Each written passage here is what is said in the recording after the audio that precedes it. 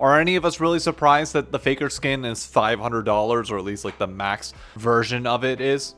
No, none of us should be. But I can't sit here in good conscience knowing that I talk about esports, that I talk about Faker and talk about all this, and not say something about it. Not that my opinion makes any difference, nor is this video ultimately going to matter in any way, shape, or form, but just for my conscience sake, I just want to talk about it. In case you are out of the loop, the Faker Hall of Legends skins were announced, and LeBlanc comes at a mere point of $20, and you get the event pass. So sounds great. At a base level, that's fine. You also get the historical SKT skins if you get it. So like at a face value, that bundle is fine. It's when you hit Ari that it becomes a problem. The base Ari skin is $50, including the bundle. From there, it just ramps up exponentially more to 32,000 RP and nearly 60,000 RP for the max bundle, which, hey, you know what people are going to say? Whales are going to be whales. And at the end of the day, what they buy makes no difference at all for the rest of us, right?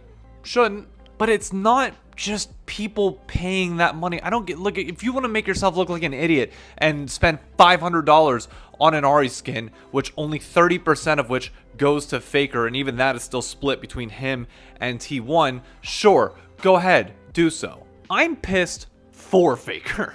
Hall of Legends, or Hall of Fames in general, are supposed to carry this prestige with them that honors the lifelong sport and the people that are a part of it, that help it grow and become legends of the scene. And I honestly thought that we were getting to the point where LoL Esports is like, yeah, we can realistically have a Hall of Fame. We are at the point where we can acknowledge our players and what they've done for us in a respectful way, which is a Hall of Fame. That's exactly what it's designed for. But instead, Riot uses Faker as a cash grab. For all the people that were upset with those of us that were like, okay, you shouldn't have active players on this, the reason why we were upset is because we knew the only reason why you would, in theory, put active players in there is because it's a cash grab. Because you wanted Faker to be first, and you knew that everybody wanted Faker to be first, but rather than waiting for him to retire to do so, you forced it now and forced the skin in the market so that it can do that. And next year, I'm telling you now, Uzi's going to be the one that's picked,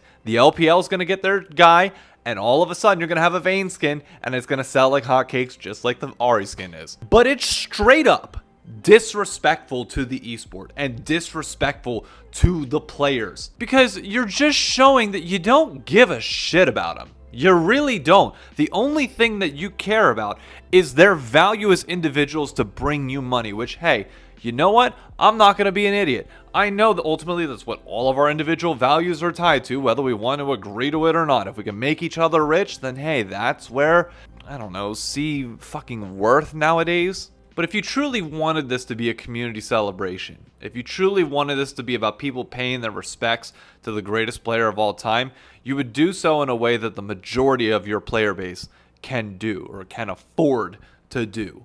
But no, that's not their care.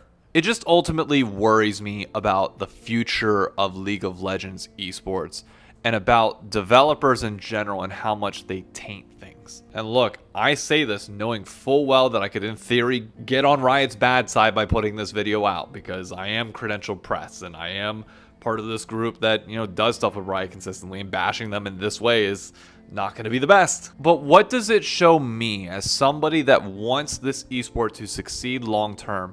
That at every moment you possibly could, you go with the option that will make you the most amount of money and screw over the majority of people. It's the same thing with road shows, where you cut out the part that actually developed this entire esports scene in the first place, which was getting the chance to see the people that we idolize and that we watch at a professional level in person and create those moments and memories. But they take away road shows in the spring, for example, because money's no longer there, because they didn't properly monetize and go that route. That's more of a service to the fans. They took on the sponsorship revenue that sure gave some kickback to fans, but when the ultimate result was how you spent that money led to less road shows, you didn't keep us in mind here. If you cared about the health of the ecosystem long term and about LoL esports long term, you would make the decisions that are constantly in the best interest of fans and their entertainment value, and not just your pockets. Not the thing that maximizes revenue, but the thing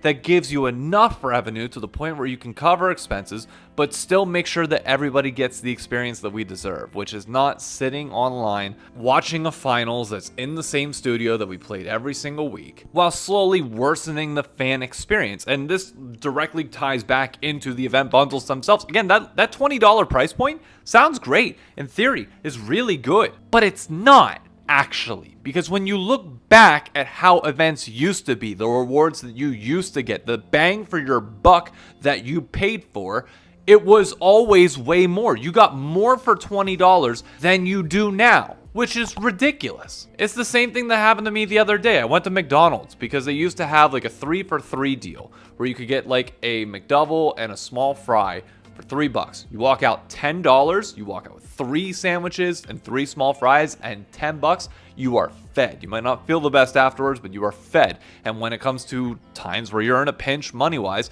that's something great for consumers. Now that same meal at McDonald's is close to $15 or $16, and I got nothing extra of value, and that's way over inflation. So you're just greeting. That's all you're doing. And it's the same thing that Riot's doing here. The additional part of that is that they tend to do this thing where they strip things away and then give them back at a later point in time in a lesser version and be like, hey, look at this great thing. It's like you took it away in the first place. So now, even if Riot does correct the issues that are being caused by this Hall of Legends, and it's like, oh, well, we won't do it again. We won't put an active player in there again, or maybe charge this much again. They will charge this much next time, guaranteed. Then again, you already poisoned the well in the first place.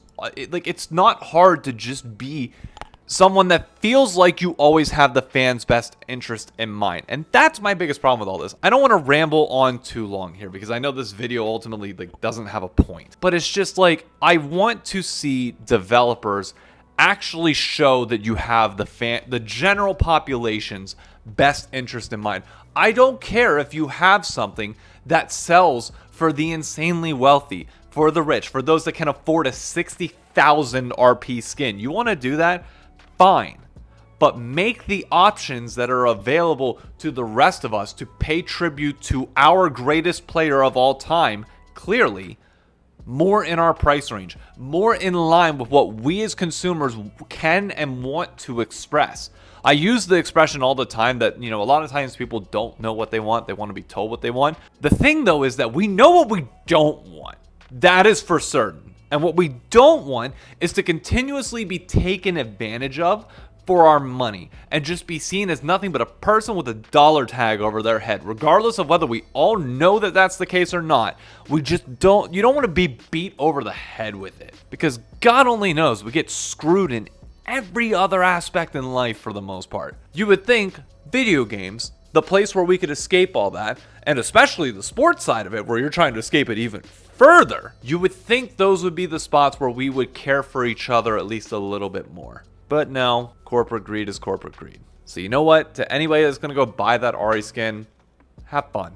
Enjoy it. To the rest of us, maybe one day we'll get a developer that cares about the 80% of us, not the 20% that pay for everything else. I feel like we always forget this message time and time again. And it's something that I think of, if I was ever to be at an Esports Oregon, I ever had an event, I would do everything I can to charge the bare minimum for my fans and for people like that. If I ever had a meet and greet or something like that on this channel, I would eat every cost that I could to possibly make sure that it is the cheapest and best experience for you all, because I'd rather have a packed house than just have a room of 100 people who paid their way to get in there. Give me the vibes of the other one every single time.